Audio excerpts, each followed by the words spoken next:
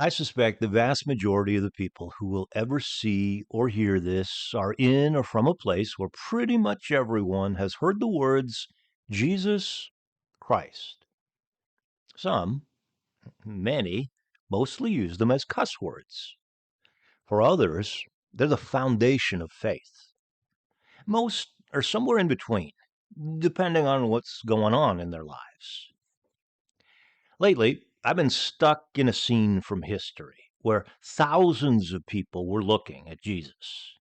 He was weeping intensely. He was on a hill looking across a valley at Jerusalem, the heart of what is known as the Holy Land. Jesus was sobbing for people from hundreds of years in the past, for people that day, and for billions of people in the future. People who got, people who were getting, and people who would get things about him terribly wrong. This is how one modern version of the Bible has the words that he groaned through his tears. Ah, oh, Jerusalem, how often I've longed to gather your children. Gather your children like a hen, her brood safe under her wings. But you refused and turned away. In this video, we're going to explore why many headlines, the comment sections that go with them, and conversations that swirl from them have Jesus weeping as much as ever. I feel like right up front, I should repeat something I often say.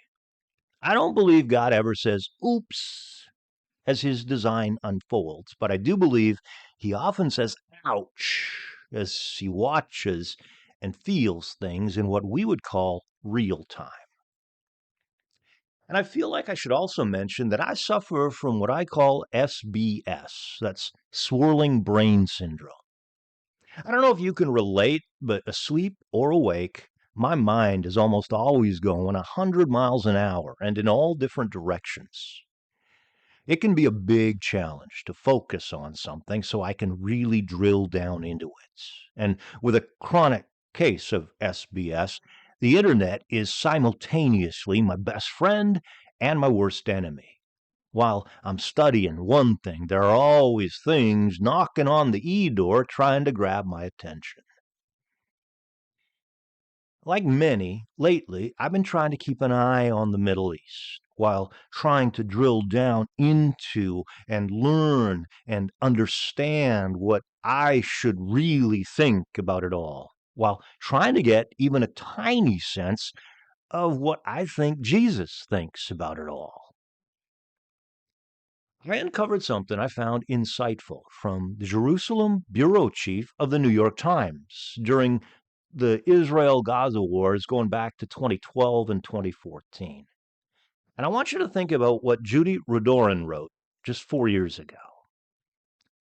She said, "What I can confidently say is that no resolution to this conflict will come from looking backwards. The clashing narratives cannot be reconciled, and they are so embedded in each side's identity that debating them is futile. It doesn't help," she said, "to examine what specifically started this conflagration, or the one before, or the one before that, because it does, in so many ways, end up at Abraham had 2 sons. There was Isaac, and there was Ishmael." Now, I don't know where Judy Radorin is coming from religiously or spiritually, but her reference to those 3 crucial figures from history really caught my attention. Although most people probably don't realize it, Abraham's sons, Isaac and Ishmael, factor into many of the headlines coming from the Middle East. Oh, most people in the Western world with any real exposure to church know Isaac was Abraham's son and is linked to the Jews, but nowhere near as many know Palestinian ancestry runs back to Ishmael. Most stats show over 9 of every 10 of the Palestinians in the world are Muslim. I've subconsciously known that for years, but seeing stats like that jolted me, and I was shaken even more when I learned about 1 in every 10 Palestinians is Christian. And that includes about 1,000 believed to be in Gaza. And that would be 1,000 out of about 2 million Palestinians. Thinking about Christians in Gaza and in Israel these days got my scrolling brain syndrome pushing me to try to find communities or even just small clusters of them. And that's how I found Bethlehem University, a Christian school just 6 miles south of the Al Aqsa Mosque in Jerusalem. It's not right in Gaza, oh, but they can feel it in ways I can't even begin to imagine. And from there, I learned about Bethlehem Bible College and its influential professor, a man by the name of Munter Isaac. He also pastors the Evangelical Lutheran Christmas Church nearby, and he has become one of the most recognized Palestinian Christian voices in the world, mostly because of his courageous pastoral leadership in Bethlehem and his unflinching public theology of nonviolence and justice. His Advent sermon, Christ in the Rubble, went viral globally, and it eventually became a book. And it drew both praise and criticism, and it kind of positioned him as a central figure in conversations about Palestinian Christians and the covenant of the Bible and the ethics of faith in times of conflict and times of war. Pastor Isaac has ruffled feathers among some evangelicals by challenging their belief that the promise made to Abraham in Genesis, that we'll see in a moment, should be treated as a modern political guarantee for the modern nation of Israel. Isaac believes, the New Testament shows, the promise to Abraham finds its fullness in Jesus, and through him extends to people from all nations. Again, Abraham is a central figure in Judaism, in Islam, and in Christianity. What he represents directly and indirectly influences the thoughts and the words and even the actions of as many as 4 billion people. The first saying ever written about Abraham is in the Bible, going back to when he moved to what is now Turkey from where he was born in what is now Iraq. The first thing recorded about Abraham is at the heart of what many people have been talking and raging about for years, and since October 7th of 2023, when Hamas unleashed a surprise and horrific attack on Israel. The 12th chapter of Genesis opens with God telling Abraham, "Go from your country, from your people, and from your father's household to the land I will show you. I will make you a great nation, and I will bless you. I will make your name great, and you will be a blessing. I will bless those who bless you, and whoever curses you, I will curse. And all peoples on earth will be blessed through you." Hold on to that. It's going to be essential to this, and we're going to come back to it. It is an introduction to what has come to be known as the Abrahamic Covenant. Covenant is a key word for this. Who it applies to and how it should be lived out has been at the core of conversations and debates and protests and battles and wars since long before the latest crisis was triggered. The Genesis account continues, showing Abraham moving throughout the region, with God repeatedly pointing out land he was giving to Abraham and his ancestors, along with promises of immeasurable reproduction and protection. 4,000 years after the Jews arrived in the Promised Land, does that Abrahamic covenant still apply? And if so, how and to whom? Does it apply directly to any and all Jews, descendants of Abraham, in the areas and territories fought for and marked out in 1948 and then 1967. We'll come back to that. Many who say they are evangelical Christians believe the covenant absolutely still applies, and the promises given to Abraham, as with warnings for Israel's opponents, are permanent and unchangeable. Even though it took 4 millennia for the current boundaries to be drawn and formal nationhood to be declared. Those same evangelical Christians say the 140-mile stretch of land along the Mediterranean, known as the Gaza Strip since the 1948 war, belongs to Israel. And those evangelical Christians believe the Israelis have the right to push people out of Gaza by force if necessary, with God's backing and God's blessing. Now, that is an extremely condensed and simplistic summary of something immensely complex and volatile. But I'm trying to summarize the view some people firmly hold of the covenant. Now, other people are hesitant to go all in on across-the-board application of a 4,000-year-old covenant, at least the way it appears in most English translations of the Bible. In large part because they have questions about something the Bible says God told the prophet Jeremiah 1,400 years after Abraham. This is how the New International Version has Jeremiah 31, starting in verse 31. The days are coming, declares the Lord, when I will make a new covenant with the people of Israel and with the people of Judah. It will not be like the covenant I made with their ancestors when I took them by the hand to lead them out of Egypt. I will put my law in their minds and write it on their hearts. A new covenant, one that is not about borders nor buildings, but minds and hearts.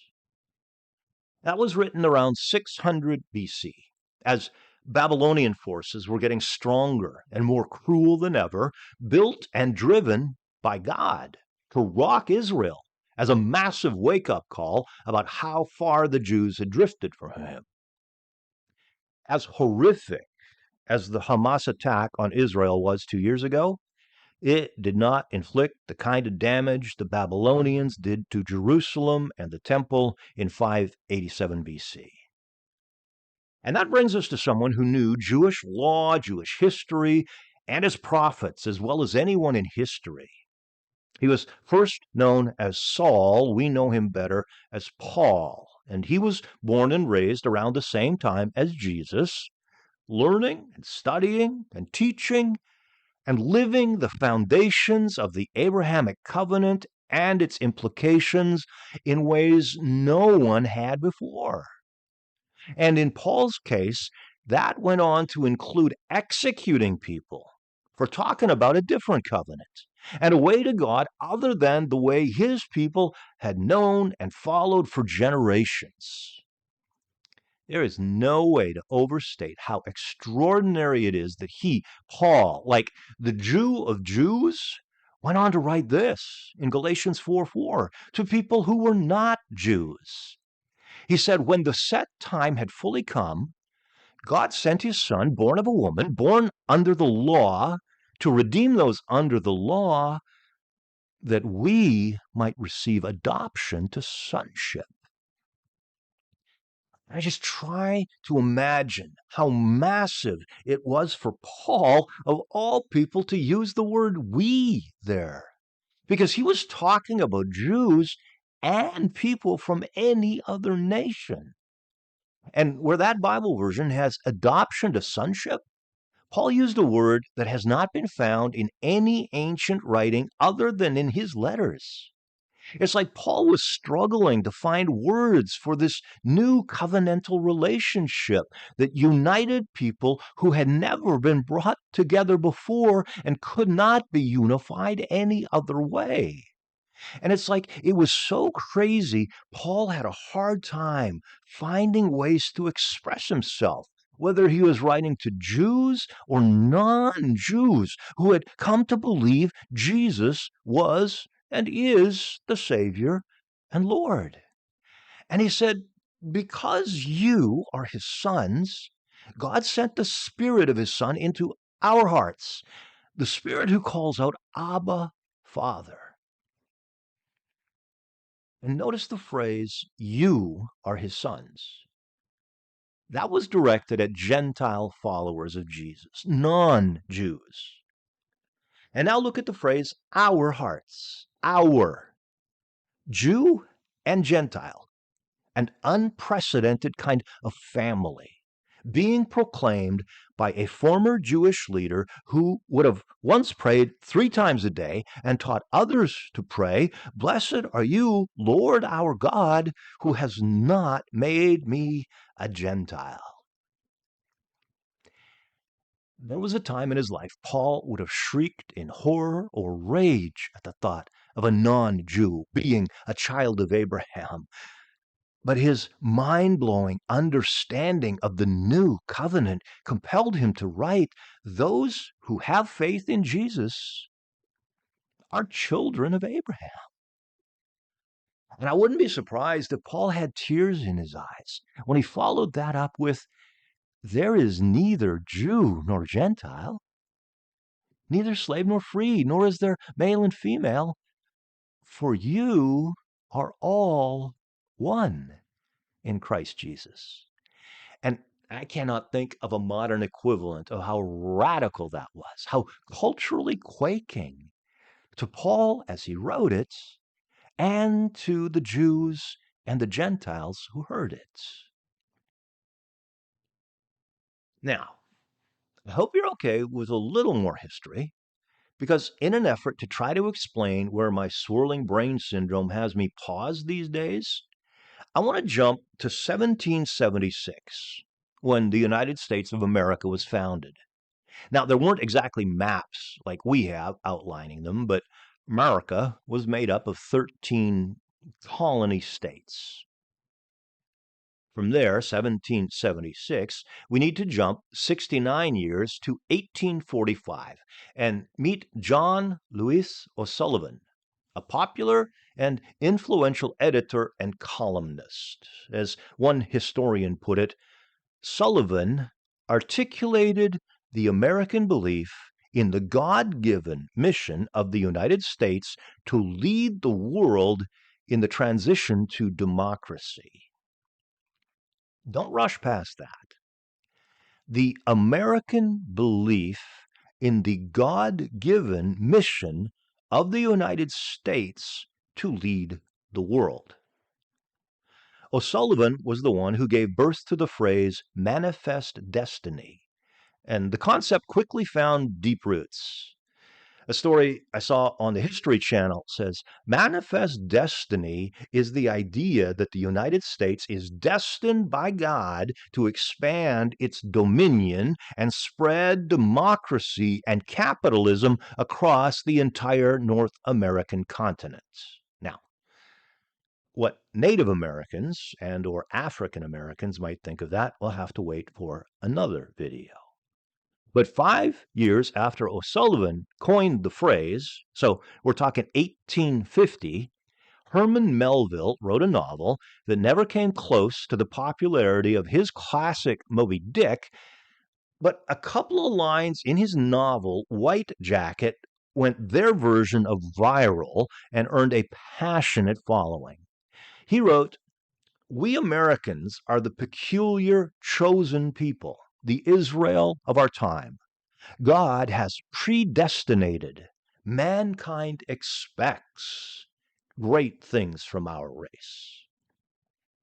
Not long after that, a song began to gain popularity that has lasted for more than a century. The song was originally written as a poem to mark the 4th of July in 1895. And the words to the poem were so popular, 75 different versions of music were written for it before one really stuck. And America the Beautiful has been sung with varying levels of passion countless times since, including the line, God shed his grace on thee. Now, I'm not for a nanosecond saying God's grace could not and should not always be found across the United States. However, whether consciously or subconsciously, many people sing it with the conviction that the U.S. is uniquely or more blessed by God than any other nation. Between my wife, our two daughters, and me, we've been in more than a dozen countries, and we've seen God's grace shed on all of them. Belief that the U.S. has received some kind of extra or exceptional dose of grace can raise the intensity of the relationship between the U.S. and the modern day nation of Israel, making it seem like some kind of a divine duet. And that was fed in unique ways at the start of the 19th century, when one man's work was beginning to have what would become immeasurable influence on the theological and church world. Among many other things, John Darby came to be seen as the father of modern dispensationalism. And I don't have a lot of time to dive too far into that big church sounding word, but I hope you stick with me to see its impact, especially because a man named C.I. Scofield leaned heavily on Darby's teaching when he created his extremely influential English study Bible. And I say he created because it was kind of a solo project, and it was one that strongly emphasized several key pillars of Darby's system. See, dispensationalism basically teaches that God has interacted with humanity in 7 different eras, each with its own expectations, responsibilities, and promises. And we're currently in the 6th, and before the final, endless phase of eternity, there will be the 7th, a 1,000-year kingdom on earth. And I suspect some people will be concerned about me mentioning this, but I feel like I should point out a few concerns raised by several scholars. Scofield had no formal theological or biblical language training. His study notes were printed right beside the biblical text in many cases, in ways that sometimes blurred the line between scripture and interpretation. And he revised and edited his own work without any real outside review.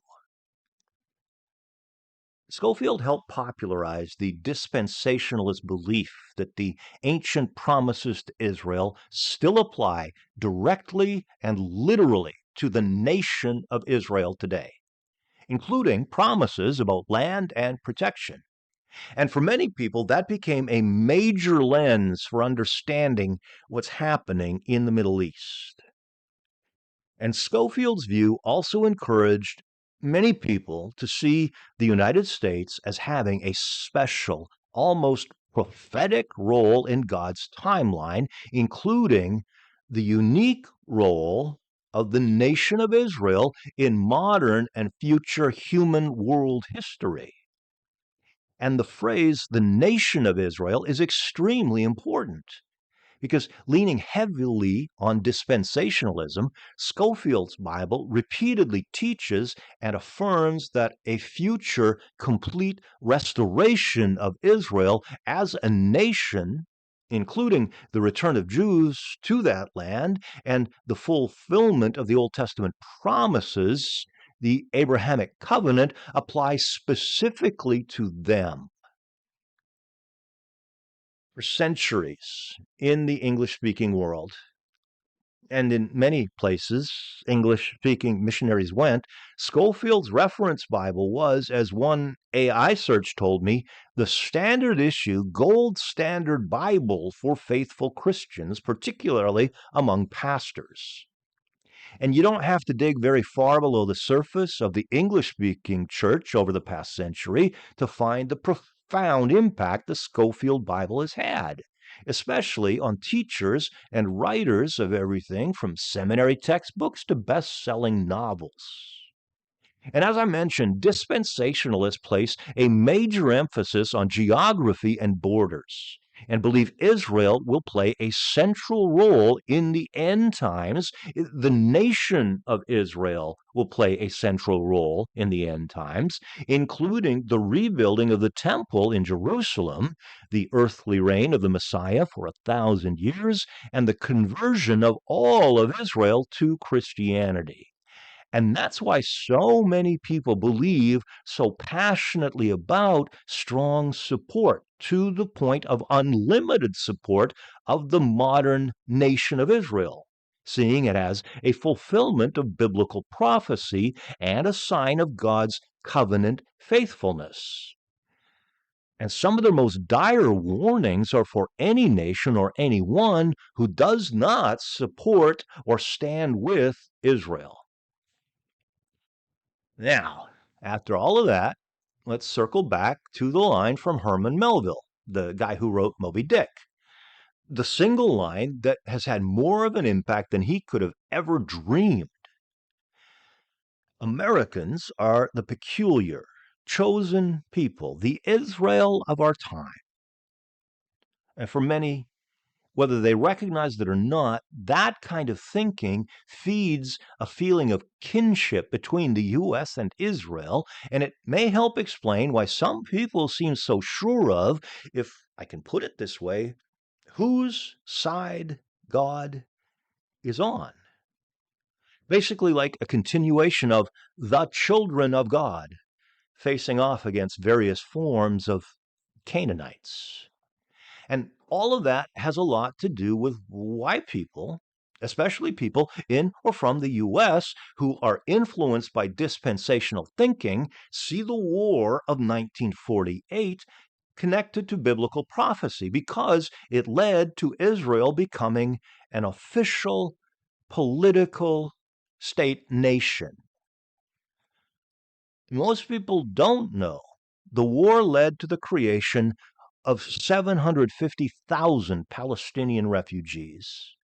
And many of the few who do know that see it as part of that manifest destiny. And again, manifest destiny is the belief that God wanted Americans to take more and more land, and that expanding west was their sacred right, even if it meant forcing out the people who already lived there. And whether it was a cause or an effect, many also extend that belief to Israel. And people who believe in the manifest destiny see the Six-Day War of 1967 as God marking out new, recognized national borders for Israel. Recognized by some, that is. Most of the families of the hundreds of thousands of Palestinian refugees disagree. Most do believe what Hamas did in its invasion of Israel in October of 2023 was barbaric. But they're also very concerned about Israeli forces responding with sometimes unbridled, unrestrained brutality in the name of what often gets called a just war. So, again, through the influence of Darby and Schofield, many in the Western English-speaking world extend many Old Testament prophecies and promises to the new modern nation of Israel, seeing it as a fulfillment of God's eternal design and fanning the flames of the expectation of, and even the longing for, Jews to return to it. It has also fed the passion for the connection between the U.S. and Israel. However, many scholars say many of those Old Testament prophecies referred to the Israelites' return from exile in Babylon during the time of writers like Jeremiah and Habakkuk and others. And even the start of the book of Ezra has Cyrus the Great issuing a proclamation allowing the Israelites to return to their homeland after Cyrus's Persian forces conquered Babylon in 539 BC. Regardless of where or when they might be fulfilled, those Old Testament promises and prophecies are always connected to faithfulness to God. Then, as now, if you're not faithful to the covenant and the God of the covenant, and you're not seeking to follow the God of the Bible, as it graphically says in Leviticus, you will be vomited out of the land. Most people don't realize the people behind the founding documents from 1948 for the current nation of Israel, their Declaration of Independence, if you will, didn't even mention God. Recent figures suggest nearly half of Israeli Jews self-identify as secular. Only about 1/3 describe themselves as religious or traditionally observant. And it makes me wonder what the Jeremiahs or the Isaiahs of the Old Testament would say if they could somehow be pulled from history and dropped into modern Israel. Now, I know some people hear things like that and they're quick to say that is why it is extra urgent to reach non-believing Jews, seeing their physical return to what is known as the Holy Land linked to their salvation, and that is essential to the return of Jesus. Now, after years of being influenced in ways I didn't even realize, and then starting to question some things as I started to study ancient Hebrew and the Old Testament prophets like never before, especially over the past 5 years, I'm starting to see a thread that runs all the way through the Bible in a way I never have before. And we need to go back to Genesis 12:2, with God telling Abraham, I will make you a great nation. The original word for nation there was what we would call a people group, more specifically, foreign people. It went on to mean non-Jew, and it typically was not tied to any geographic location. And I've been wondering if whether the Western, and particularly the U.S. culture, puts too much emphasis on the wrong word in that statement, with borders heavily in mind, and that influences the way we hear the promise, I will make you a great nation. My wrestling with that got more intense when I learned some nuances about the word that was there for great. The word meant exceptional or exemplary, in kindness and in grace and in compassion and mercy and love.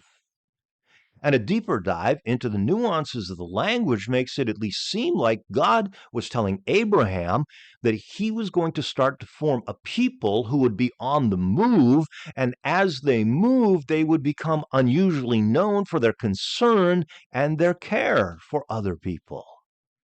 And that would help explain what God was talking about when he added that people like those would be a blessing to others. And that would line up with one of the main overarching messages of a thread that runs all through the Bible. God cares a lot more about the kind of people we are than where we're from. And that echoes from many of the things Paul wrote to the extremely multicultural center of the Roman Empire. This is just one example. And remember, for the first part of Paul's life, he would have flipped out at someone for saying this.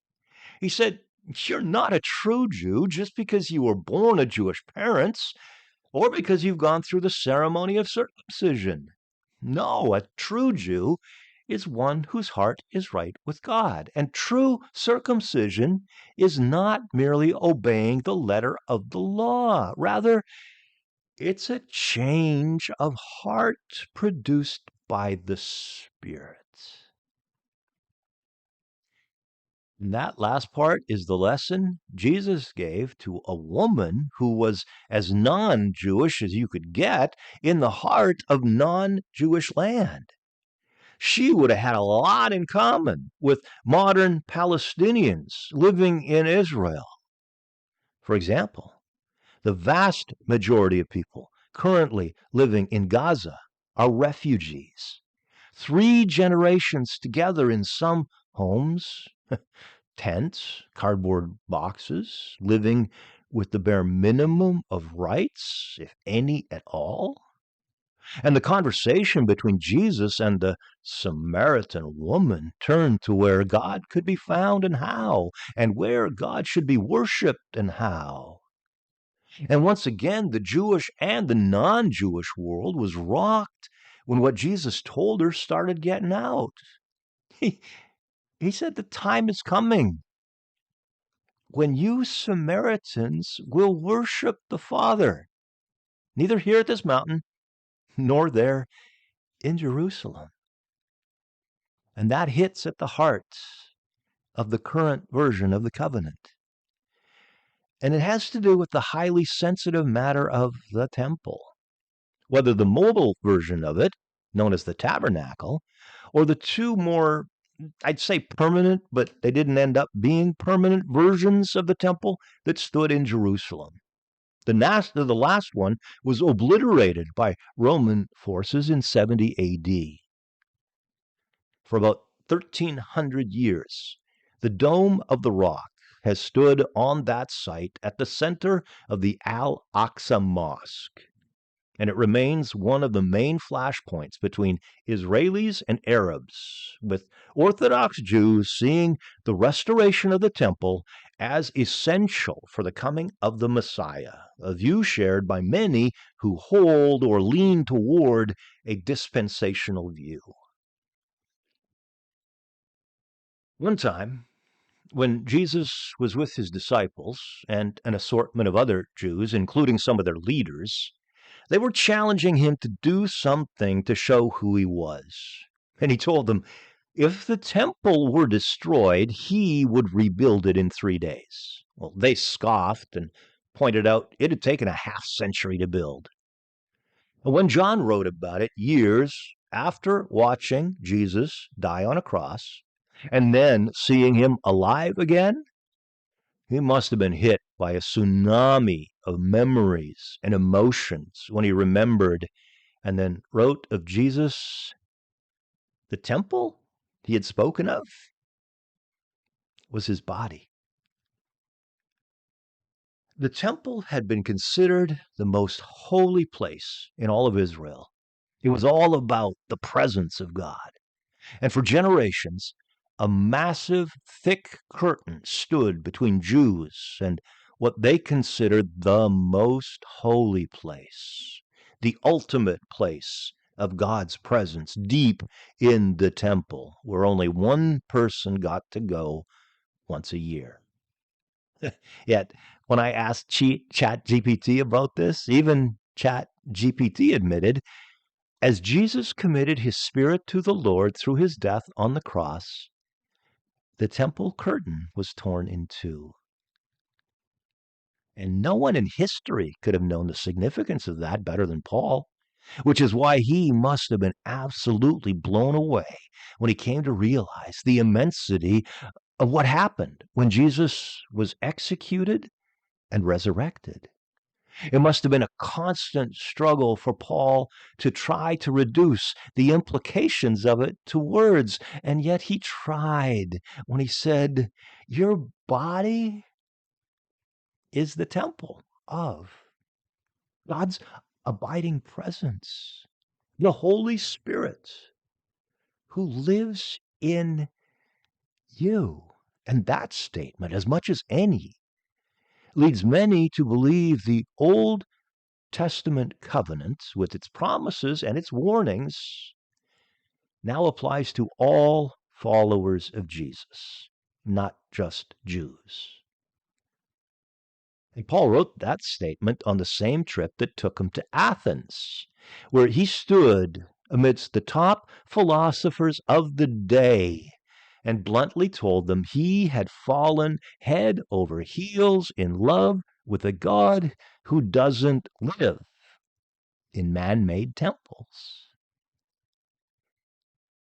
And if we carry a core line from the original Abrahamic covenant into the current covenant with that statement from Paul, it now says God lives in any follower of Jesus who seeks to be unusually known for his or her compassion, concern, care, and love.